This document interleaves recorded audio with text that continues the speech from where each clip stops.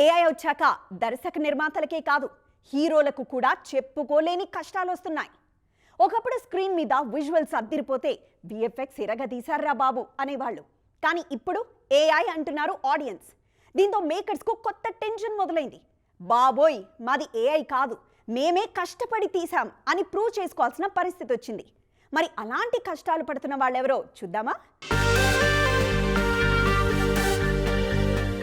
ఈ మధ్య సీనియర్ హీరోల సినిమాల్లోంచి ఏది విడుదలైనా ఏఐ అంటున్నారు. అందుకే రజనీ ప్రతిసారి ఈ విషయాన్ని సీరియస్ గా తీసుకుంటున్నారు.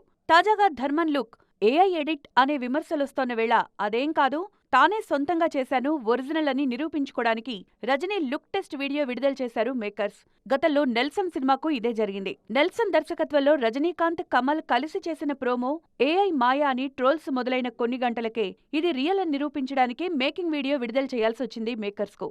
రాజమౌళికి సైతం ఈ ఏఐ టెన్షన్ తప్పట్లేదు.